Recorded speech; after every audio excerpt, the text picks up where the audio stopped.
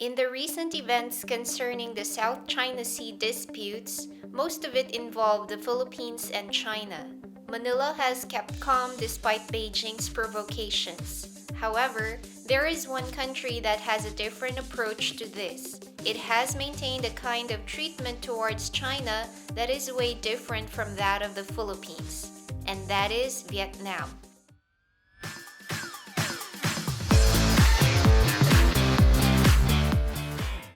This is Speak Up.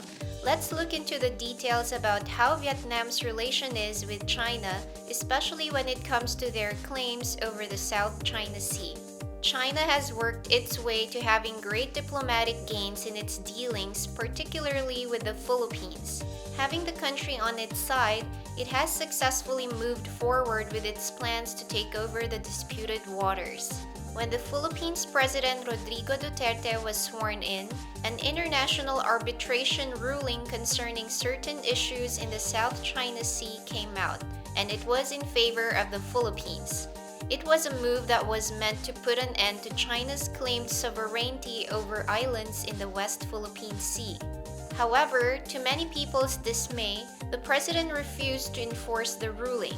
Instead, he decided to switch allies, separating from its longtime friend, the US, and running to China's wide-open arms. President Duterte probably thought it was like hitting two birds with one stone. He could maintain peace in the region and at the same time score Chinese investments for the Philippine economy. Whether it has totally worked to his advantage or not still remains in question. But the government's hesitation in addressing recent issues concerning the South China Sea gives a clue as to the status of the Philippines' relation with China. Now, Beijing has started expanding its diplomatic gains as it moves toward its next target, using the same approach, this time with Vietnam, another country which has territorial claims over the South China Sea. Just recently, President Xi Jinping met with the visiting chairwoman of the National Assembly of Vietnam. He called on their countries to promote friendship and deepen cooperations to lift bilateral ties to a new level, as mentioned in a Global Times editorial. Does that cover the South China Sea disputes, though?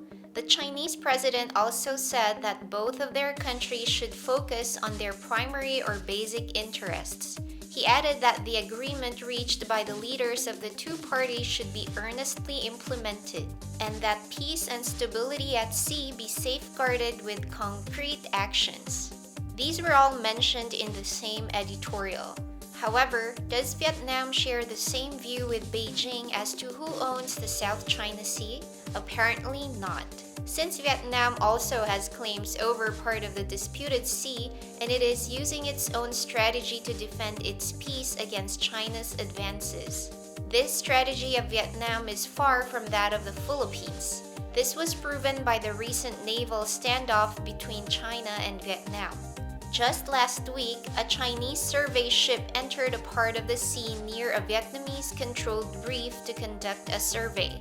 This ship was escorted by a 12,000-ton armed Coast Guard vessel, with a helicopter and a 2,200-ton Coast Guard ship. There were 4 Vietnamese Coast Guard vessels, which were also heavily armed on standby. In May, a pledge to settle sea disputes by negotiation was made between Chinese and Vietnamese defense ministers. This was prior to the standoff that happened just recently. It was reported that Vietnam is even pushing for a pact that will outlaw China's ongoing activities in the South China Sea, which includes island building and missile tests. The impact of Vietnam's strong stance against China's advances, especially when it comes to the disputed sea, is yet to be proven. What's clear is that so far, Vietnam's strategy is working as it has managed to maintain its strong economic relations with the economic giant, while also not backing down in its claims over the South China Sea. There could be 2 other things that should serve as takeaways in this. One is that China's excessive maritime claims are definitely bad for the economic integration of the region. The other is that the Philippines can probably get pointers from Vietnam on how to deal with a superpower like China. This is the weekly trending news. Thank you for watching. Have a great day.